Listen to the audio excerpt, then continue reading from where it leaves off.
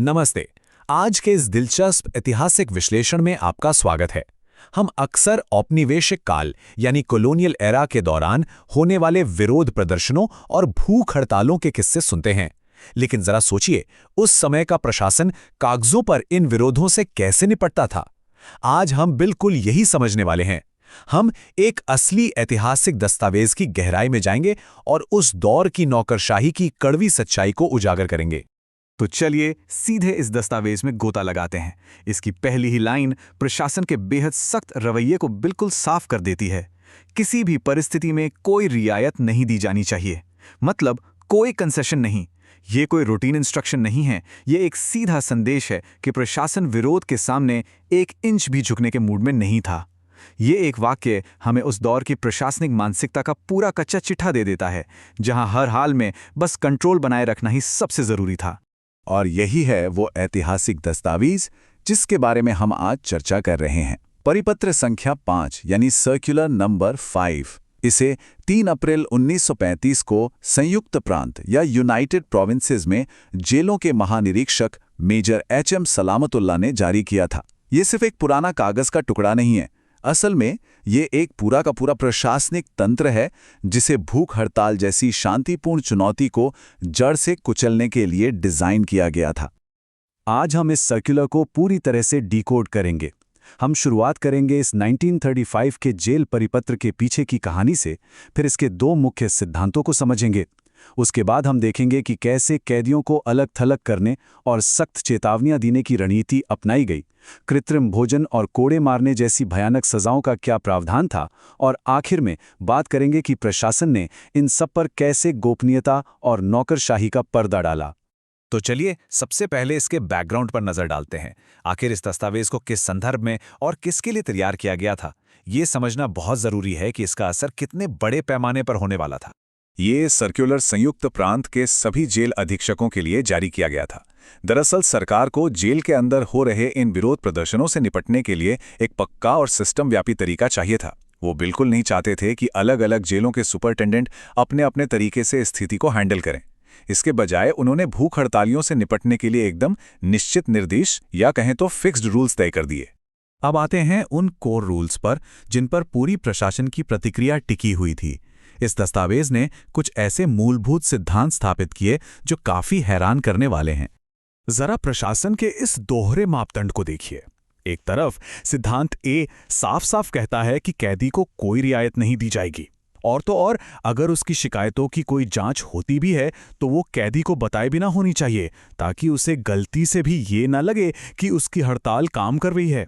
लेकिन दूसरी तरफ सिद्धांत भी कहता है कि कैदी को मरने से बचाने के लिए शुरुआती चरण में ही कृत्रिम रूप से भोजन यानी आर्टिफिशियल फीडिंग कराना जेल अधिकारियों की ड्यूटी है। इस दस्तावेज में जो बात सबसे ज्यादा ध्यान खींचती है वो ये है कि प्रशासन आर्टिफिशियल फीडिंग को किसी तरह की दया या करुणा नहीं बता रहा है, वो इसे एक प्रशासनिक और मेडिकल जरूरत की तरह पेश कर रहे हैं। इसमें स्पष्ट लिखा है कि कैदियों के स्वास्थ्य को बनाए रखना और उन्हें मरने से बचाना उनकी ड्यूटी है। मतलब प्रशासन का असली मकसद कैदी की जान बचाना उतना नहीं था जितना कि इस भूख हड़ताल को एक कामयाब हथियार बनने से रोकना था। अब जरा सोचिए, जब कोई भूख हड़ताल असल में शुरू होती थी तो जेल प्रशासन का तुरंत रिएक्शन क्या होता था, उनका इमीडिएट एक्शन प्लान क्या था। आइए इसे समझते हैं। इस सर्कुलर में 3 बहुत ही क्लियर स्टेप्स बताए गए हैं। पहला स्टेप, भूख हड़ताल करने वाले कैदियों को तुरंत बाकी कैदियों से बिल्कुल अलग कर दिया जाए। दूसरा स्टेप, उन्हें यह सख्त चेतावनी दी जाए कि उनका यह कदम एक प्रमुख जेल अपराध या मेजर जेल ऑफेंस है जिसके लिए उन पर केस चल सकता है। और तीसरा स्टेप, उन्हें साफ साफ बता दिया जाए कि जरूरत पड़ने पर उन्हें जबरदस्ती खाना खिलाया जाएगा। ये पूरा का पूरा प्रोटोकॉल हड़ताल की लहर को तोड़ने, कैदियों का हौसला पस्त करने और कानूनी धमकियों के जरिए उनके बीच की बातचीत को पूरी तरह से काटने के लिए डिजाइन किया गया था। दस्तावेज को ध्यान से देखने पर पता चलता है कि इसमें नेताओं को दूसरों से अलग करने को विशेष महत्व दिया गया है। प्रशासन बहुत अच्छी तरह से जानता था कि अगर इन नेताओं को तुरंत अलग थलग नहीं किया गया तो विरोध की आग बाकी कैदियों तक भी फैलने में देर नहीं लगेगी। सच कहूं तो एक बेहद सोची समझी मनोवैज्ञानिक और प्रशासनिक चाल थी। अब बात करते हैं उस हिस्से की जहां प्रशासन का असली और सबसे क्रूर चेहरा सामने आता है। वो हिस्सा जहां शारीरिक बल या फिजिकल फोर्स के इस्तेमाल को पूरी तरह से हरी झंडी दे दी गई थी। यहाँ प्रशासन ने एक बहुत ही चालाक कानूनी दांव खेला। उन्होंने एक शांतिपूर्ण सामूहिक भूख हड़ताल को सीधे सीधे विद्रोह यानी म्यूटनी का नाम दे दिया। सोचिए, महज एक शब्द के इस बदलाव ने पूरी कानूनी तस्वीर ही पलट कर रख दी। एक शांतिपूर्ण विरोध को विद्रोह घोषित करके प्रशासन ने खुद को सबसे कठोर शारीरिक सजाएं देने का कानूनी लाइसेंस दे दिया। और वो कठोर सजा क्या थी? कोड़े मारना। ये सर्कुलर बिल्कुल साफ शब्दों में कहता है कि सामूहिक भूख हड़ताल के मामले में मुख्य नेताओं को कोड़े मारे जा सकते हैं। हद तो ये है कि दस्तावेज में ये सलाह भी दी गई है कि ऐसे मामलों में संबंधित कैदियों को जल्द से जल्द कोड़े मारे जाएं। ये दिखाता है कि प्रशासन किसी भी कीमत पर खौफ का माहौल बनाकर तुरंत अपना कंट्रोल वापस पाना चाहता था। इस दस्तावेज के पैराग्राफ 4 में एक और चौंकाने वाली बात छिपी है। इसमें जेल अधीक्षकों को ये पूरी छूट या फुल डिस्क्रिप्शन दिया गया है कि वे कोड़े मारने की सजा दे सकते हैं। मतलब इसके लिए उन्हें स्थानीय सरकार या आईजी के किसी पूर्व आदेश का इंतजार करने की कोई जरूरत नहीं थी। इस तरह के असीमित अधिकार प्रशासन की क्रूरता को पूरी तरह से संस्थागत बना देते हैं।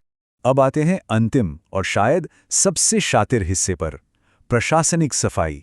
ये सब जुल्म करने के बाद प्रशासन ने बाहर की दुनिया के सामने अपनी इमेज कैसे मेंटेन की? जाहिर है, सब कुछ बंद दरवाजों के पीछे होना था। प्रशासन के निर्देश नौकरशाही की उसी सफाई को दर्शाते हैं। एकदम सख्त आदेश थे। सुनिश्चित करें कि इन घटनाओं का कम से कम प्रचार हो। कोई भी कानूनी या अनुशासनात्मक कार्यवाही करनी हो तो वो जेल की चारदीवारी के भीतर और बहुत तेजी से की जाए। पत्राचार पर बड़े बड़े अक्षरों में कॉन्फिडेंशियल मार्क किया गया था। ये सब इसलिए ताकि कोड़े मारने और जबरदस्ती खाना खिलाने की ये डरावनी हकीकत आम जनता की नज़रों से दूर बस एक दबा हुआ राज बनकर रह जाए। और सबसे बड़ी बात, ये सब कोई हवाई बातें या विचार नहीं थे। ये एक आधिकारिक आदेश था जिस पर खुद मेजर HM सलामतुल्लाह के हस्ताक्षर मौजूद थे। ये दस्तखत इस बात की मोहर हैं कि की पूरी राज्य व्यवस्था अपनी पूरी ताकत और कानूनी ढांचे के साथ इन क्रूर नियमों के पीछे खड़ी थी। ये एक वेल प्लान्ड एडमिनिस्ट्रेटिव सिस्टम का जीता जागता सबूत है। तो हमारा ये पूरा विश्लेषण हमें इतिहास के एक बेहद चुभने वाले सवाल पर लाकर खड़ा करता है। जब कोई व्यवस्था अपने ही बनाए कानूनों का इस्तेमाल एक कैदी को जबरदस्ती जिंदा रखने के लिए करती है और ठीक उसी समय गुप्त रूप से उन्हें कोड़े मारने का आदेश भी पास करती है, तो क्या हम इसे न्याय की कोई व्यवस्था कह सकते हैं, या फिर ये महज पूर्ण और निर्दयी नियंत्रण का एक तंत्र था? इस सवाल पर जरूर विचार कीजिएगा। इतिहास के ऐसे ही गहरे और अहम दस्तावेजों को डीकोड करने के लिए हमारे साथ बने रहें।